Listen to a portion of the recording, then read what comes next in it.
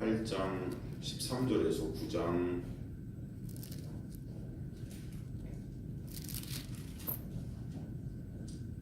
11절까지 말씀입니다.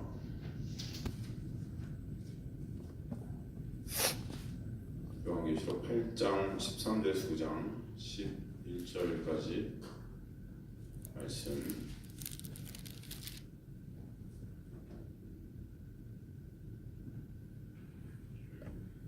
찾으셨으면 저와 여러분 함께 교독하도록 하겠습니다. 요한계시록 8장 13절에서 9장 11절, 제가 먼저 계시록 8장 13절 읽도록 하겠습니다. 내가 또 보고 들으니 공중에 날아가는 독수리가 큰 소리로 이르되 땅에 사는 자들에게 화가 있으리니 이는 세 천사들이 불어할 나팔 소리가 남아 있음이로다 하더라. 첫째는 천사가 나팔불을 부르니 불이 솟아 우파봉을 불어는 와서 땅에 쏟아짐에 성분의 그가 무저갱을 여니 그 구멍에서 큰 화덕의 연기 같은 연기가 올라오며 해와 공기가 그 구멍의 연기로 말미암아 어두워지며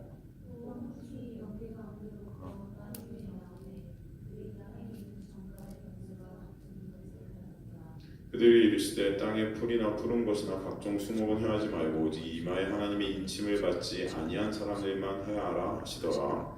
그러나 그들의 죽이지는 못하였으니 하시고 다 서슬 괴롭히게 하셨는데 그 괴롭히는 거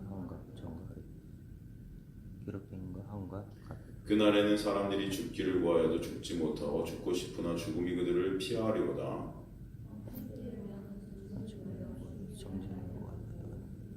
머리를 그은 것 같은 그 광을 비슷한 것을 속였으며 얼굴에 사람의 얼굴 같고 또 철호심경 같은 호심경이 있고 그 날개들의 소리는 병과 많은 말들이 전쟁터로 달려들어가는 소리 같으며 또 호심경에 같은 그 호심경이 있으며 그 나라들의 그의 함께 읽습니다. 그들에게 왕이 있으니 무저갱의 사자라. 히브리어로는 그 이름이 아바도뇨, 헬라어로는 그 이름이 아볼루온이더라. 아멘.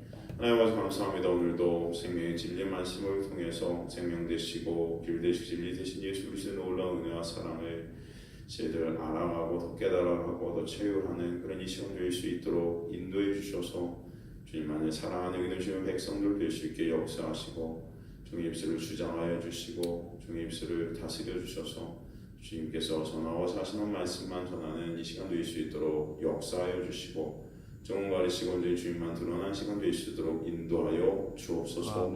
그래서 이끌어 가실 것을 믿습니다. 감사드리며 모든 말씀을 십자가에 달려 돌아가신 예수 그리스도 이름으로 기도드리옵나이다. 아멘. 아멘.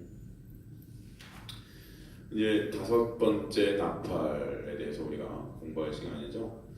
이 황충 메뚜기가 나오들이 사람들을 괴롭히는데 그 기간이 5달이다 그러죠. 그리고 황충들의 생김새가 자세하게 아주 묘사가 되죠. 이게 도대체 무슨 메시지일까? 이게 도대체 무슨 말일까? 뭘 말하는 것일까?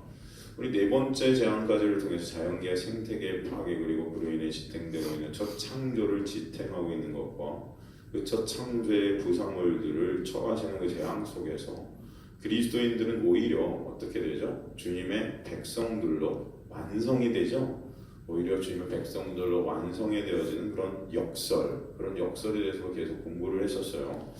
하나님은 궁극에 가서는 첫 창조의 그 다 타버릴 것들을 하나하나 부수시는 역창조의 수순을 밟고 계시고 우리는 그 속에서 새 창조의 그 아름다운 것들로 지어져가는 구속사의 그 놀라운 역사를 또 보게 하시는 것을 알 수 있다는 것이에요. 그래서 그리스도인은 바로 그 도무지 세상 사람들이 이해할 수 없는 그 파라독스의 8장을 마무리 짓는 13절에서 다시 그것을 확인시키시고 9장의 5번째 나팔로 넘어가시는 것을 우리가 보게 된다는 것입니다. 그래서 13절에 보면 뭐라고 되어 있습니까?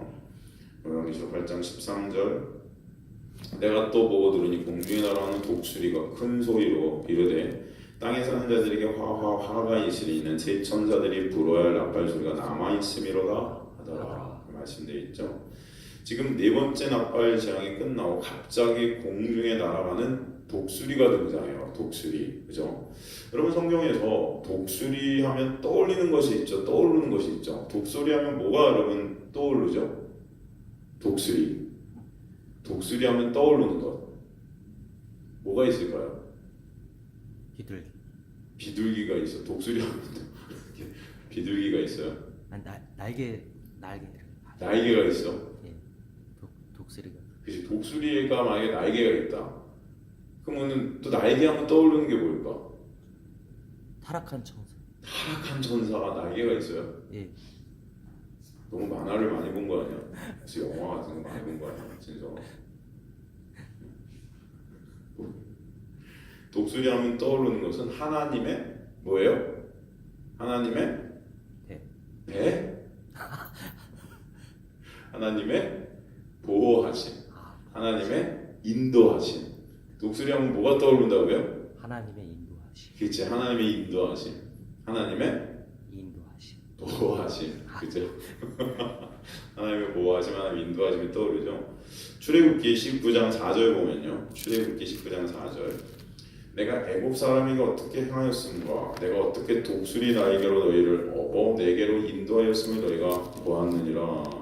독수리 날개로 우리를 업으셔서 인도하셨다. 하나님의 인도하심과 보호하심이 독수리 하면 떠오르는 거죠.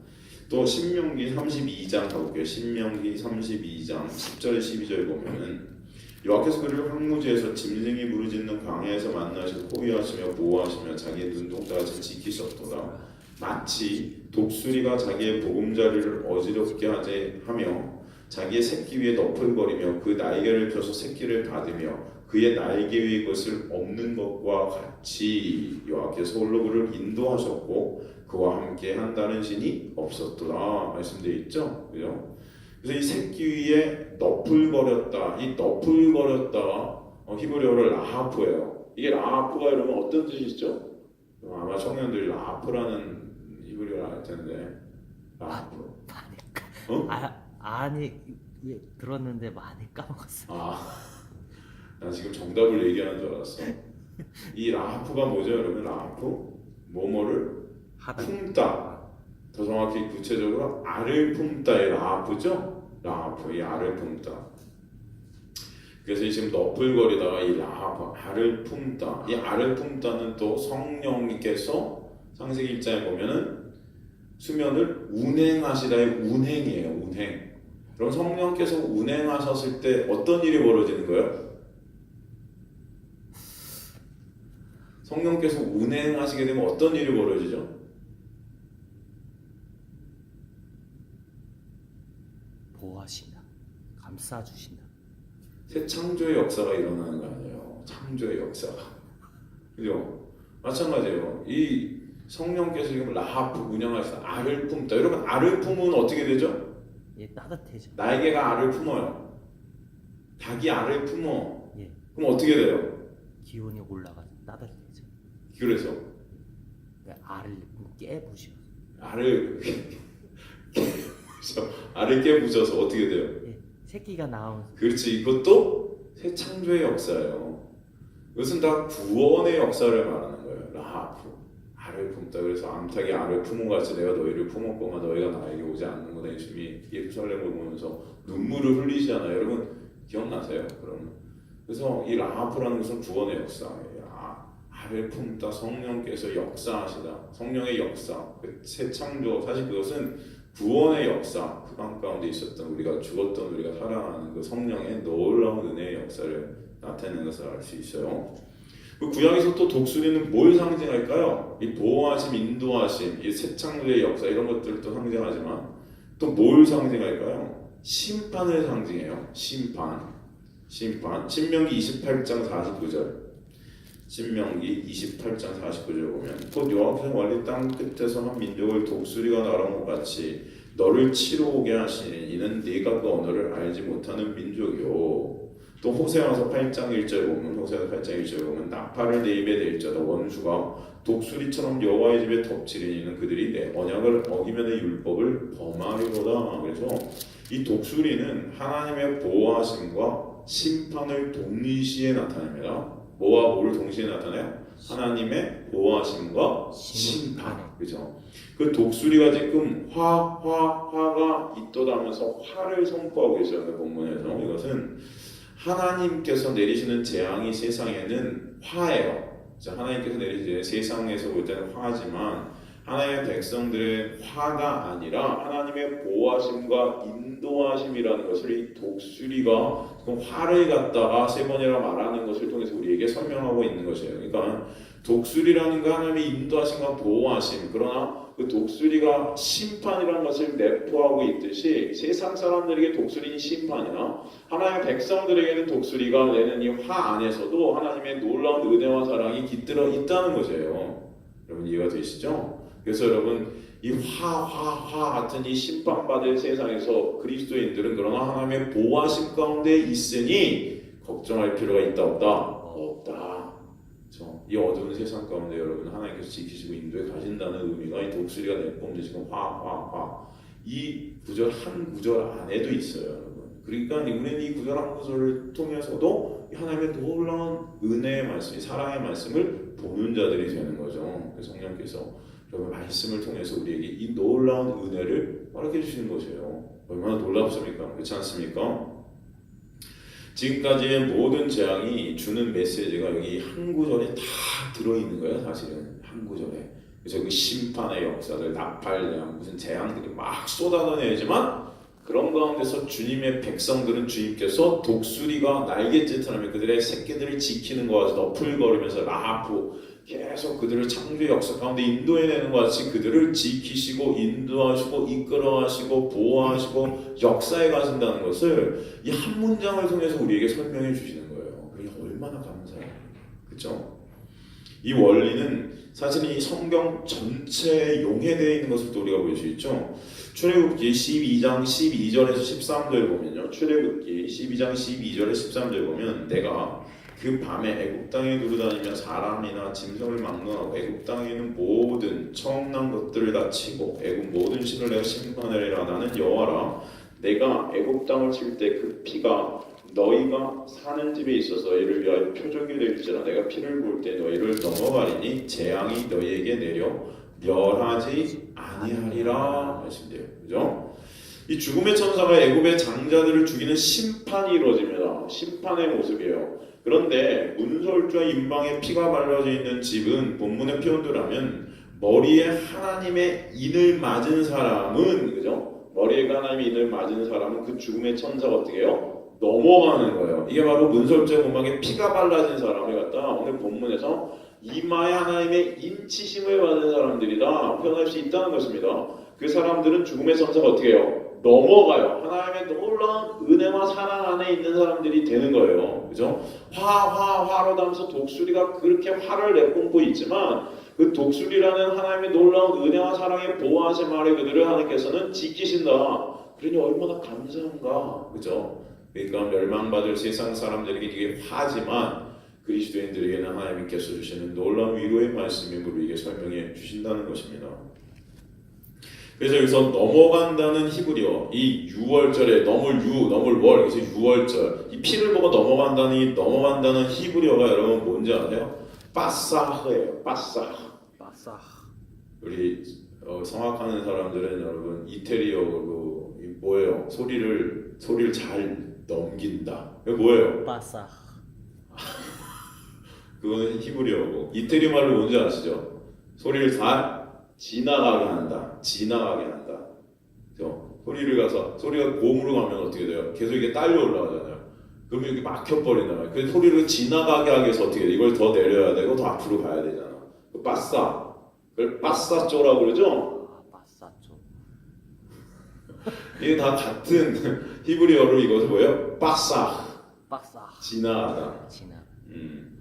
넘어간다. 이게 소리도 마찬가지예요. 잘 넘어가서 소리를 아름답게 하다. 이게 빠싸쪼라 그래서 빠싸쪼를 갖다 잘해야 훌륭한 성악가가 돼요. 빠싸쪼가 불완전하면은 고음을 갖다 잘 낼 수가 없습니다. 이태리 가면 빠싸쪼 같은 걸 익히기 4년, 5년을 빠싸쪼만 본 거예요. 그죠? 여러분 잘 아는 그 누구지? 얘는 성악가들 이름도 까먹었는데 하여튼간 이태리 진짜 유명한 성악가도 빠싸쪼만 4년을 본 거예요. 잘 넘어가는 이게 되게 중요한 거죠. 좀 마찬가지로 넘어간다는 히브리어가 빠사흐. 이것은 또 어떤 단어랑 똑같아요. 독수리가 나에게로 새끼를 품다. 이 라하프. 하나님의 신이 수면 위에 운행하셨다. 이 라하프. 품다, 운행하다. 조금 아까 제가 설명드린 그 라하프라는 단어와 의미가 똑같아요. 이해가 되십니까? 이 빠사흐라. 그러니까 결국 이제 성경은 정말로 제가 볼 때는 참 하나님께서 쓰신 말씀이라는 게 맞는 것이 지금 6월절에 이 피를 보고 이들을 넘어갔을 때 이들이 어떻게 되는 겁니까? 살아나는 거잖아요. 그죠? 모든 세상 사람들은 다 죽음의 심판이 올 때 다 죽을 수밖에 없는데 하나님의 피가 그들을 어떻게 해요? 살리죠? 그 피가 그들을 덮고 있는 거잖아요. 마찬가지예요. 그게 빠사흐예요. 넘어간다. 그 피가 덮어서 그 넘어가는 거, 죽음을 넘어가는 빠사흐. 그 단어라는 그 빠사흐라는 단어가 아까 말한 대로 독수리가 날개로 새끼를 덮고 보호하는, 그죠? 날개로 덮다. 또 엄마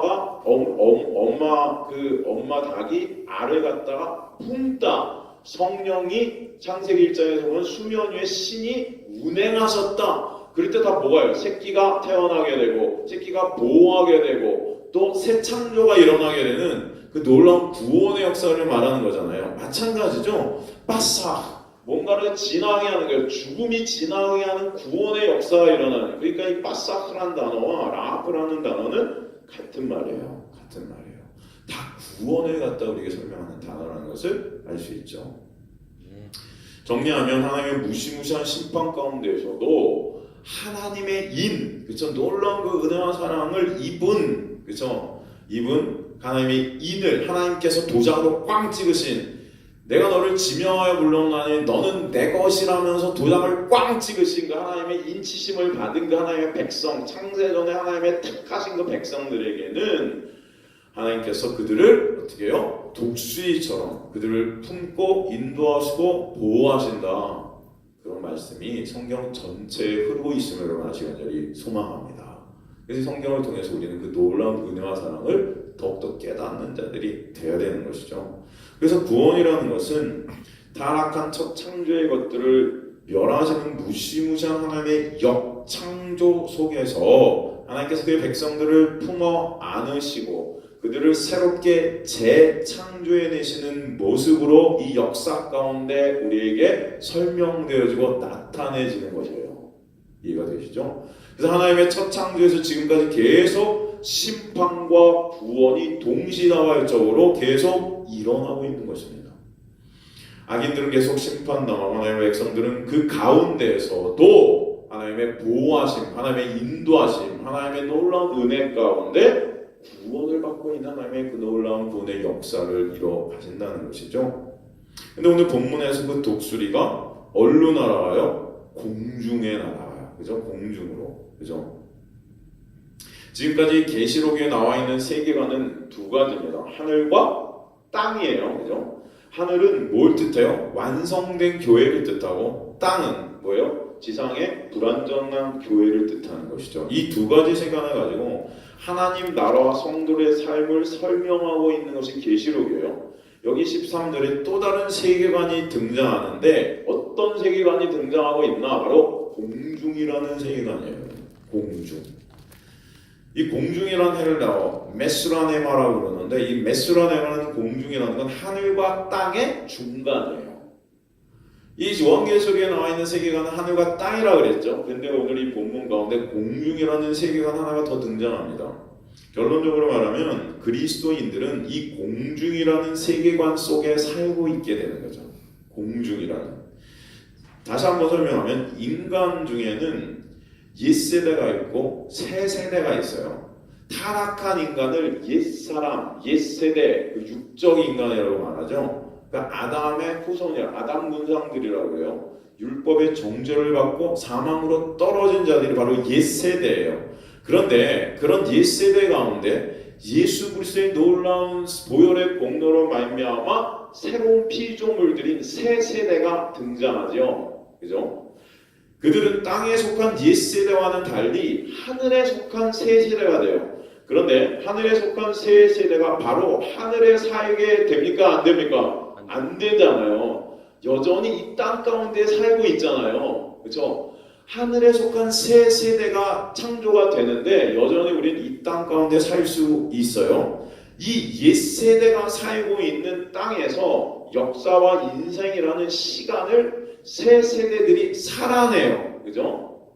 그들은 이 역사와 인생을 통해, 즉 신앙생활을 이 땅에서 살아남을 통해서 새 세대의 정체성을 갖다 확인케 되고, 그 하늘나라의 삶의 원리와 방식을 이 옛 세대 가운데 새 세대로서의 정체성을 더욱더 발견하고 배우게 된다는 것입니다. 하늘나라의 그 삶의 원리를 지금 이 땅 가운데서 배우게 되는 거예요. 그래서 그들은 하늘에 속한 사람들이면서도 땅에 살아가요. 그들은 땅에서 그래서 하늘을 맛보며 하늘의 원리로 살아가는 자들인 거예요.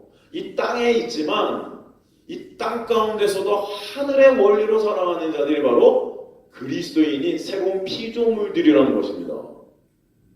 그러므로 땅의 옛 세대가 하나님의 저주와 심판에 놓이게 될 때 그 재앙에 함께 노출이 되게 되는데, 그러나 그들은 하나님의 보호하심과 인도하심 속에 들어가 있는 사람들이기에 그 속에서도 안전한 것입니다.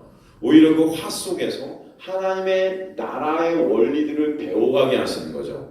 나아가 하나님께서 보호하시고 인도하시는 그들의 삶은 세상의 화를 또 선포케 되는 심판자로서의 삶을 또 살게 하신 거예요.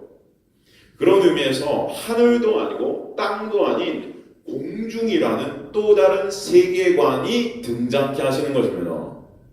우리 성도들은 바로 그 공중이라는 세계관 속에 살고 있는 자들이에요, 여러분. 아직은 땅에 있고 그러나 하늘의 백성들이에요. 그것을 갖다 공중이라는 것으로 다시 한번 우리를 표현하고 있다는 것이죠. 그래서 오늘 그 독수리가 큰 소리로 공중에 날아가면서 외치는 거예요. 땅에 사는 자들에게 화가 있으리니 새 천사가 부려달 나팔 소리가 남아있다. 그죠? 그러나 그런 화 가운데서도 주님께서 창조하신 새로운 피조물인 저 새 하늘과 새 땅 가운데 살아가야 될 우리들은, 그죠? 하나님의 보호하심과 인도하심 속에서 하늘나라의 원리를 배우며 하늘나라의 놀라운 은혜와 사랑을 더욱더 채우라며 이 땅 가운데 새로운 피조물로서 공중에 살아가는 삶으로 살게 하신다는 것이에요. 그 은혜를 갖다 우리에게 13절 한 절을 통해서 또 우리에게 성경 전체에 흐르는 하나님의 놀라운 은혜와 사랑을 보여주신다는 것입니다. 그러면서 이제는 계시록 9장으로 넘어가면서 다섯째 나팔이 나오게 되는 것을 볼 수 있죠. 다섯째 선상의 나팔을 보면 내가 보니 하늘에서 땅에 떨어진 별 하나가 있는데 그가 무저갱의 열쇠를 받았더라 말씀하죠. 하늘에서 떨어진 별이 무저갱의 열쇠를 받습니다. 그가 무저갱을 열어요. 그 구멍에서 연기가 나와서 해와 달이 어두워집니다. 여기서 그럼 하늘에서 떨어진 별은 무엇일까요? 예수 그리스도 별. 응? 예수님 탄생할 때 별. 예수님 탄생할 때 별이요? 예. 봤던 별. 예수님. 예수님 탄생할 때 봤던 그 별이요? 예. 여기는 진짜 이 별은 어떤 무엇을 의미하는 걸까요? 예수 그리스도. 카톨릭에서는 이 무저갱의 문을 여는 이 떨어진 별을 마틴 루터라고 해석해요. 마틴 루터. 카톨릭에서는. 또 종교개혁자인 마틴 루터가 카톨릭에서 보면 어떻습니까? 역적과도 같은 존재거든요. 그렇잖아요. 그죠? 그 별을 위해서 마틴 루터라고 말합니다. 반면 어떤 신학자는 그 별이 교황이라고도 그래요. 교황이 무저갱의 문을 열어서 타락한 교리, 뉴에이지 같은 그런 것들을 나오게 했다. 뭐 이렇게 해석하는 신학자들도 있어요. 또 어떤 사람들은 그 떨어진 별이 예수 그리스도라고 해석합니다. 많은 사람들이 또 그렇게 봐요. 왜냐하면 음부의 열쇠를 가진 분이 누구라고 그랬죠? 예수 그리스도라고 그랬죠. 그죠? 계시록 1장 18절에 보면 곧 살아있는 자라 내가 전에 죽었었노라 볼지어다 이제 세세토록 살아있어 사망과 음부의 열쇠를 가졌노니 누가? 예수께서. 그죠? 예수께서 사망과 음부의 열쇠를 갖고 계시다고 그죠? 계시록 20장 1절 3절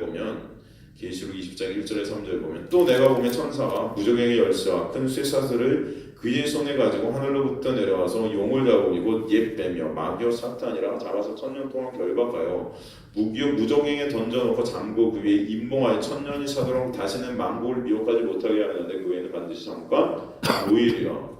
이 열쇠를 가지신 분이 누구예요? 바로 예수 그리스도세요. 그런데 오늘 본문에 그 떨어진 별은 무적행의 열쇠를 어떻게 해요? 받아요. 무적행의 열쇠를 가진 자가 아니라 누군가에게서 무적행의 열쇠를 받은 자죠. 그러므로 무적행의 열쇠를 그 떨어진 별에게 주신 분이 그 열쇠를 가지신 예수 그리스도이시고 그 열쇠를 받은 자는 다른 존재임을 알 수 있다는 거죠. 그리고 본문에 그 별이 땅에 떨어지다는 픽토란 헬라어를 쓰는데 이것은 천사, 사단이 떨어질 때 쓰이는 단어에서 이 헬라어를 갖다 똑같이 썼던 것을 알 수 있어요. 픽토. 계시록 12장 7절에서 9절 보면요. 계시록 12장 7절에서 9절 보면 하늘의 전쟁이 있으니 미가엘과 그의 사자들이 용과 더불어 싸워서 용과 그 사자들도 싸우나 이기지 못하여 다시 하늘에서 그들이 있을 곳을 얻지 못하는 자라 큰 용이 내쫓기니 옛뱀 곧 마귀라기도 하고 사탄이라고 하고 온 천하를 꿰는 자라 그가 땅으로 내쫓기니 그의 사자들과 함께 내쫓기니라. 여기서 지금 떨어지다, 이 땅에 내쫓기다 이런 픽토예요. 이게 이사야서 14장 12절에서 20절 보면 이 바벨론 왕의 멸망을 갖다가 계명성, 이 바벨론 왕을 계명성으로 표현하면서 이게 뭐예요? 북극 지폐의 산이다. 이게 시온산인데 그러니까 하나님을 넘보다 떨어진 이 영적 마귀, 하나님의 보좌가 앉은 곳에 떨어진 그 영적 마귀를 뜻해요. 누가복음 10장 18절을 보면요. 누가복음 10장 18절을 보면요. 예수께서 이르실 때 사탄이 하늘로부터 번개같이 떨어지는 것을 내가 보았노라 말씀하시죠. 이게 좀 더 원어에 맞게 번역이 된 거는 어떻게 되냐면 하늘에서 별같은 사탄이 떨어지는 것을 내가 보았다 이거예요. 여기서도 떨어지는 것이 픽토라는 헬라어를 똑같이 씁니다. 그러나 예수님이 땅에 오실 때 쓰이는 단어는 이 픽토라는 단어를 쓰지 않아요. 카타바이노라는 단어를 씁니다. 이 카타바이노는 그러므로 오늘 본문에 하늘에서 땅으로 떨어진 별은 하나님의 심판의 도구로 쓰이는 사단으로 보는 것이 더 맞다는 거예요.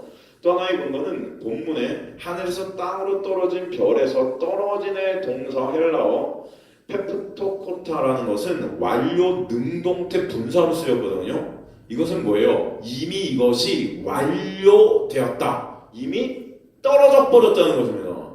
떨어졌어요. 그 별이. 다시 말해서 이 별은 이미 땅에 완전히 떨어진 존재라는 거예요. 픽토, 그렇죠? 떨어진 존재. 여러분 그 사단이 언제 떨어졌죠? 예수 그리스도께서 십자가를 지시고 부활하시는 사건을 통해서 이 사단 마귀가 이 머리통이 깨지고 땅에 떨어져 버린 것이죠. 그죠? 그때 떨어진 존재인 사단이 지금 하나님 나라의 완성 때까지 하나님의 심판의 도구로 지금 쓰여지고 있다는 것을 알 수 있어요. 그래서 그가 무적행의 열쇠를 받았다라는 표현을 쓴 거예요. 무적행의 열쇠를 그가 받아서 바로 하나님의 나라의 완성 때까지 심판의 도구로 하나님은 그 사탄 마귀의 일들을 역이용하시는 것이죠. 여러분 이해가 되십니까? 하나님 그래서 모든 것이 합력하여 구원, 그 선을 이루어가시는 거예요. 그 합력하여 모든 것 안에는 사탄 마귀의 역사까지도 다 들어있다는 것을 우리가 알 수 있는 것이죠. 그래서 그가 무적행의 열쇠를 받았다라는 표현을 쓴 거예요. 그 예수 그리스도의 십자가는 이중적인 있죠. 백성들에게는 구원이지만 믿지 않는 자들에게는 뭐죠? 심판이에요. 그죠? 사단이 지금 하나님의 그 심판의 도구가 되는 것입니다. 계시록 9장 11절 보면 계시록 9장 11절 보면요. 그들에게 왕이 있으니 무적행의 사자 히브리어로는 그 이름이 아바돈이요 헬라어로는 그 이름이 아볼루온이더라. 그죠? 하나님은 지금 사망이라는 사단을 도구로 쓰셔서 악한 세상을 심판하십니다. 그 모든 것이 사실은 하나님의 주권 아래 있음을 저희가 알아야 돼요. 하나님의 모든 주권 아래 그 모든 것이 있음을. 예수께서 그 무적행의 천사에게 무적행의 열쇠를 주시죠. 그것은 이 세상의 심판의 역할을 너희가 하라는 것입니다. 그 무적행은 사탄 마귀가 갇혀 있는 것이에요. 그들을 풀어서 이 세상을 치게끔 허락하시는 것은 이제 심판받을 자에게는 그 심판을 행하게 하신다는 것이에요. 그러기에 그 기간이 5달이 나오죠. 어디서 이 기간이 나왔죠? 어디서? 여러분 노아 홍수 때 비가 며칠간 났죠? 노아 홍수 때 150일이죠. 그게 5개월, 5달이에요. 바로 이 하나님의 심판의 기간을 상징적으로 나타내는 것이에요. 그래서 하나님의 심판이 5달이라는 것이, 그죠? 그 기간 동안 세상은 심판의 비로 다 죽었으나 하나님의 백성들은 방주에 의해서 보호를 받고 살아나게 되죠. 그죠? 요한계시록 그것을 표현하고 있다는 것입니다. 그래서 2절에 그 하늘에서 떨어진 악한 천사가 무적의 문을 여니까 연기가 나는 거죠. 성경에서 연기가 어디 자주 등장하죠, 여러분? 어디 자주? 연기가 바로 하나님의 거룩한 표현, 하나님의 거룩과 하나님의 그 거룩에 대한 현현, 그죠? 그것들을 갖다 표현할 때 그 연기로 표현합니다. 그런데 그 연기는 그냥 연기가 아니라 연기 같은 연기예요. 그죠? 오늘 본문에 보니까, 그죠? 다시 제가 답하려 보면 내가 본 하늘에서 땅이 떨어진 별 하나가 있는데 그가 무정의 열쇠를 받았더라. 그가 무정의 열쇠니 그 구멍에서 큰 화덕에 연기 같은 연기. 그렇죠? 기양 연기가 아니에요. 기양 연기는 하나님의 놀라운 거룩하신 하나님의 현현을 나타낼 때 쓰이는데 여기서는 지금 연기 같은 연기래요. 그러니까 연기인데 연기가 아니에요.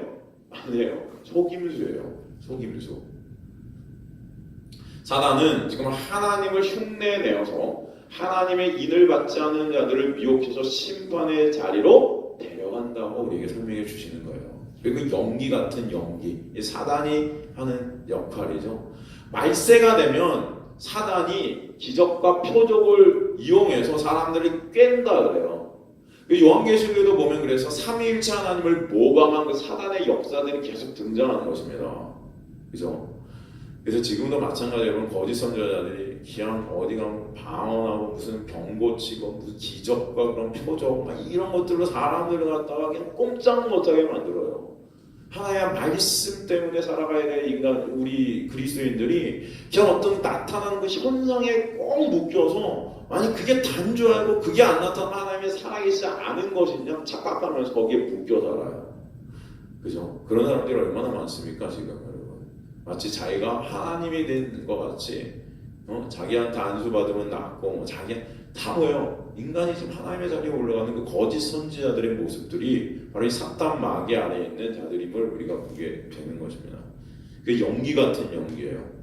그 연기 같은 연기가 어떻게 해요? 해와 하늘을 어둡게 만드는 거죠. 진짜 하나님의 거룩한 연기는 창조의 연기죠.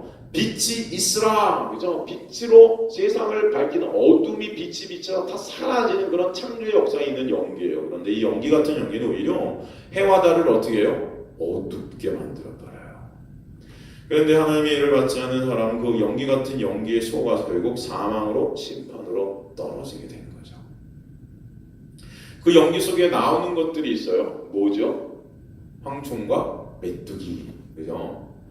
그래서 그 라일과 같은 거, 여러분 제이 라일이라는 그런 신학자, 되게 유명한 청교도 신학자인데 혹시 알아요? 라일이라는 그 신학자는 이 메뚜기가 무슨 뭐 미국의 그런 어떤 후에 어떤 무기들 뭐 이런 것들을 상징한다 뭐 이런 말들도 했었던 것을 있는데 정말에 이 미국의 뭐 이렇게 아파치 헬기 같은 것이 뭐 이렇게 구름대 같이 몰려서 폭탄을 퍼부는 것을 보여주는 장면 뭐 이런 것들을 막 이렇게 표현하는 사람들도 있고 하여튼 요한계시록에 하여튼 많은 것들을 표현해내요 사람들이. 그죠?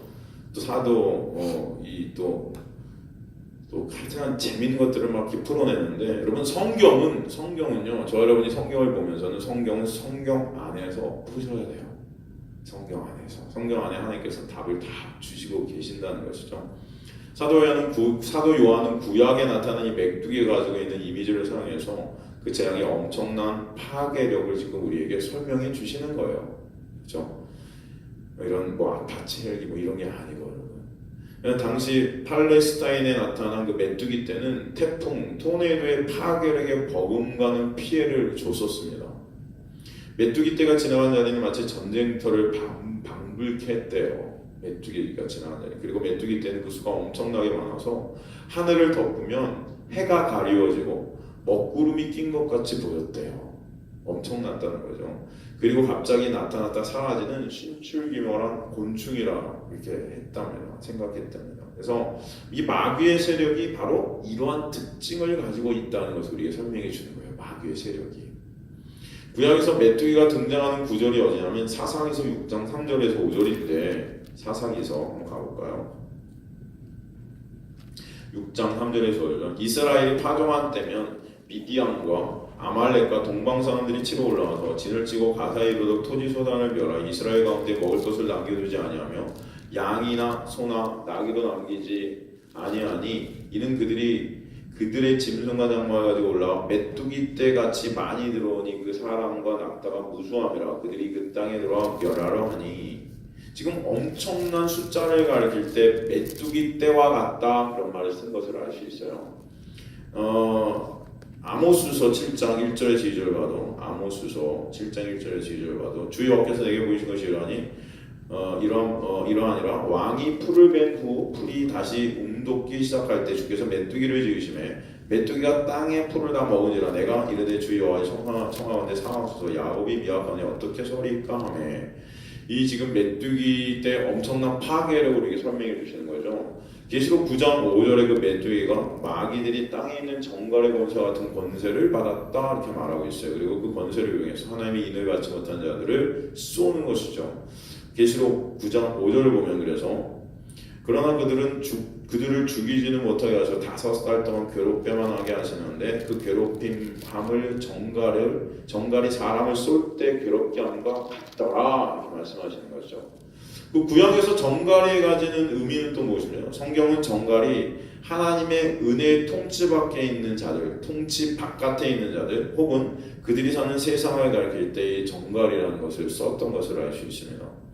에스겔서 2장 3절에서 6절 보면 내게 이르시되 인자야 내가 너를 이스라엘 자손과 패역한 백성 나를 배반한 자에게 보내라 그들이 그 조상들이 내게 범죄하여 오늘까지 이르렀나니 이 자손 얼굴이 뻔뻔하고 마음이 굳은 자니라 내가 너를 그들에게 보내니 너는 그들에게 이르기를 주 여호와의 말씀이 이러하시다라 그들은 패역한 족속이라 그들이 듣든지 아니 듣든지 그들 가운데 선지자가 있음을 알지니라 인자의 너는 비록 가시와 찔과 함께 있으며 정갈 가운데 저주할지라도 그들을 두려워하지 말고 그들의 말을 두려워하지 말지어다 그들은 패역한 족속이라도 그 말을 두려워하지 말고 그 얼굴을 무서워하지 말지어다 말씀되어 있어요. 그래서 이 정갈, 이 패역한 족속, 죄인들을 가리켜 정갈이라고 했던 것을 알 수 있습니다.